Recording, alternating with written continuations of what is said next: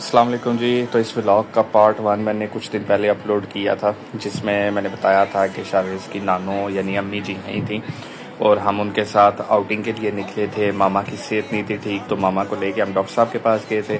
Doctor साहब के घर से निकल के हम लोगों ने लेनी थी कुछ मेडिसिन वगैरह जो उन्होंने लिख के दी थी। तो मैं गया सबसे पहले दीन फार्मेसी के ऊपर, क्योंकि मेरी मोस्टली जो मेडिसिन वगैरह मैं लेता हूँ इन्हीं से, इलियास भाई से लेता हूँ या दूसरी तरफ जो मार्केट में इनकी भाई की दुकान है हाजी साहब की, वहाँ से लेता हूँ। मेडिसिन लेकर निकले तो जी बड़ी तेज़ हवा चल रही थी, मौसम बड़ा खुशगवार सा हो गया था। तो वापस अपनी गाड़ी में बैठे चाचू को कहा जी कि आइसक्रीम खाते हैं। तो आज हमारा प्लान चेंज हुआ, आज हम शिकारपुरी पे नहीं गए, आज हम पहुँचे जी केक कॉर्नर के ऊपर। अब गाड़ी से निकले तो मौसम मज़ीद बेहतर होता जा रहा था, हल्की हल्की बारिश होनी शुरू हो गई थी। एक प्रॉब्लम ये हुई जी कि गाड़ी का जो शीशा था वो जाम हो गया और वो ऊपर नीचे नहीं हो रहा था। तो चाचू ने बोला जी मैं गाड़ी में बैठूंगा, आप आइसक्रीम मेरे लिए इधर लेके आओ। तो हम लोग चले गए नीचे केक कॉर्नर के बेसमेंट में, इन्होंने सिटिंग एरिया बनाया हुआ है। लास्ट टाइम जब मैं छोटी ईद पे आया था तो उस टाइम सिटिंग अरेंजमेंट इतना अच्छा नहीं था, लेकिन अब काफ़ी बेटर हो गया था। मैंने मेन्यू लिया इनसे, टेबल पे लेके गया तो पता चला जी मेन्यू में आइसक्रीम फ्लेवर्स नहीं है, वो होने चाहिए थे। तो उसके बाद उन्होंने कहा जी आपको आइसक्रीम फ्लेवर्स यहाँ से पूछ के ही बताने पड़ेंगे फैमिली को अपनी। मैंने आइसक्रीम फ्लेवर्स पता किए, इनके पास चोको चिप था, मैंगो था, उसके बाद टूटी फ्रूटी वगैरह 6-7 फ्लेवर्स थे इनके पास। खैर जी मैं फैमिली से पूछ के आया कि किसको क्या क्या खाना है और वो मैंने ऑर्डर करना शुरू किया। बच्चे एंजॉय कर रहे थे, खेल रहे थे, मौसम अच्छा हो गया था। नोरेज़ खूब एंजॉय कर रहा था, गिर भी रहा था वहाँ पे। एक प्रॉब्लम जो मुझे फेस करनी पड़ी वो ये थी कि मैं वॉलेट अपना भूल आया था घर में और मेरे पास पैसे कम पड़े हुए थे। मैंने इनको कोशिश की कि मैं ऑनलाइन ट्रांसफ़र कर दूं इनको पेमेंट, क्योंकि बच्चों का बर्गर खाने का भी दिल था। तो लेकिन इन्होंने जी मना कर दिया, केक कॉर्नर वालों ने नहीं, इन्होंने कहा जी कैश चाहिए या फिर हम लोग सिर्फ कार्ड एक्सेप्ट करेंगे, ऑनलाइन ट्रांसफ़र। तो अगर केक कॉर्नर वाले ये देख रहे हैं तो मेरी रिक्वेस्ट है कि किसी टाइम को बंदा जल्दी में निकलता है, उसके लिए प्रॉब्लम हो जाती है कैश अरेंज करना, तो थोड़ा सा उसको मैनेज करें।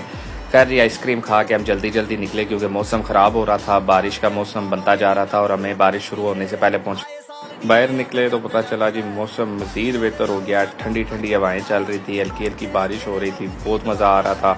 चाचू ने कहा जल्दी जल्दी बैठो, ये ना बारिश शुरू हो जाए और सारी गाड़ी ख़राब हो जाएगी, क्योंकि शीशा अभी तक बंद नहीं हो रहा था।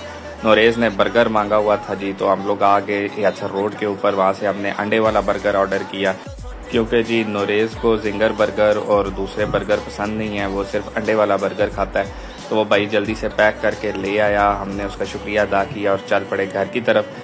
ऐसे हमारा एक और दिन अम्मी जी के साथ ख़त्म हो गया। अब नेक्स्ट डे हम लोगों ने प्लान किया हुआ था मेट्रो सिटी ग्लो पार्क में जाने का, लेकिन क्योंकि गर्मी थी तो हम लोग पूरा दिन सोए रहे, रेस्ट किया, घर में खाना शाना खाया, उसकी वीडियो नहीं बनाई। और शाम को हम निकले जी तकरीबन 5 बजे या 6 बजे का टाइम था जब हम ग्लो पार्क की तरफ चल पड़े। आज मामा ने ड्राइव की गाड़ी, मामा को भी गाड़ी, मामा भी सीख रही है, बाबा भी सीख रहे हैं और शावेज़ नोरेज़ बहुत इंजॉय करते हैं जब मामा बाबा गाड़ी चलाते हैं। तो ऐसे जी हम पहुंचे ग्लो पार्क में, शाम का टाइम होने वाला था। गाड़ी हमने ज़रा दूर करके खड़ी की, क्योंकि जब हम लोगों ने निकलना था तो हमें पता नहीं था कि कितना रश होने वाला था। मौसम शाम को ज़्यादातर अच्छा हो जाता है हम लोगों की तरफ, तो रश ना हो जाए पार्क में और ट्रैफिक ज़्यादा हो जाए तो फिर गाड़ी निकालने में दिक्कत आनी थी। इस वजह से गाड़ी दूर ही हम लोगों ने खड़ी कर दी। मैं काफ़ी टाइम के बाद ग्लो पार्क में आया था, जब ग्लो पार्क नया नया बना था तो उस टाइम पे मैं आया था। तो अभी ये पता चला जी कि 30 रुपये टिकट है ग्लो पार्क में एंट्री की, जो मेरे हिसाब से रीज़नेबल है, क्योंकि ज़ाहिर है पार्क है, उसको मैनेज करना, उसके अखराजात होते हैं, सब लोग राइड्स वगैरह नहीं लेते हैं। तो ये पूरी डेकोरेशन और ये पूरा जो इन्होंने माहौल बनाया होता है आवाम के लिए, तो ज़ाहिर है इसके अखराजात पूरे करने के लिए उन्हें कहीं से तो पैसे अरेंज करने। शावेज़ और नोरेज़ को लेके मैं पहुंचा जी डायनो के पास। नोरेज़ को डायनो वैली याद आ रही थी, उसे डायनासोर्स बहुत पसंद हैं, लेकिन वो डायनासोर के पास जाने को तैयार नहीं था। शावेज़ को मैंने कहा तुम जाओ, तो शावेज़ ने कहा नहीं ये मुझे खा जाएगा, तो शावेज़ भी डायनो के पास जाने को तैयार नहीं था।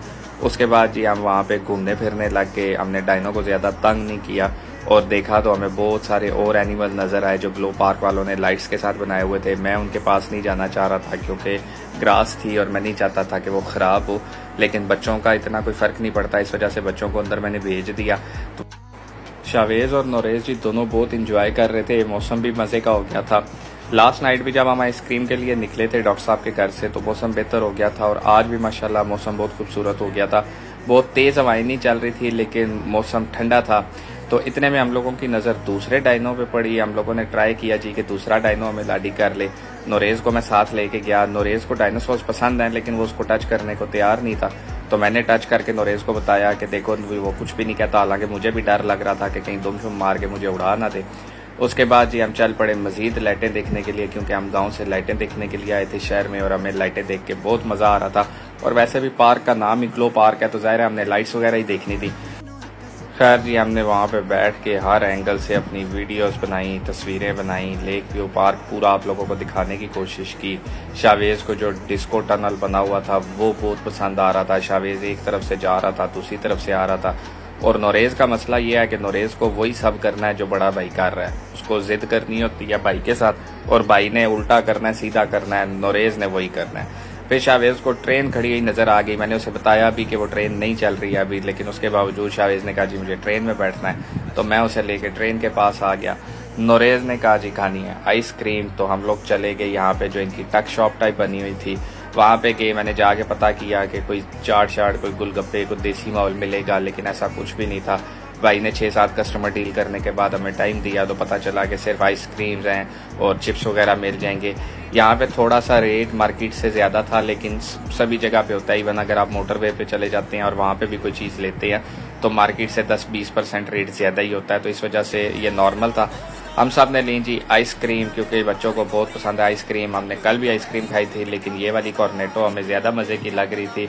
उस आइसक्रीम की अपनी जगह थी, इस आइसक्रीम की अपनी जगह थी।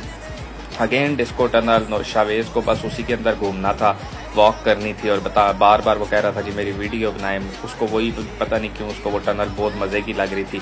तो फिर मैंने कहा जी चलो मैं भी वॉक करूँगा। फिर मैंने मामा को बोला मेरी वीडियो बनाए। मैं भी बतख की तरह चलता हुआ आया और मामा ने मेरी बड़ी अच्छी और शानदार वीडियो बनाई। उसके बाद मैंने शावेज़ से पूछा जी कि मज़ा आ रहा है या नहीं आ रहा, तो शावेज़ को बहुत मज़ा आ रहा था। तो हमने कहा चलो अब चलते हैं घर वापस, क्योंकि टाइम ज़्यादा हो गया।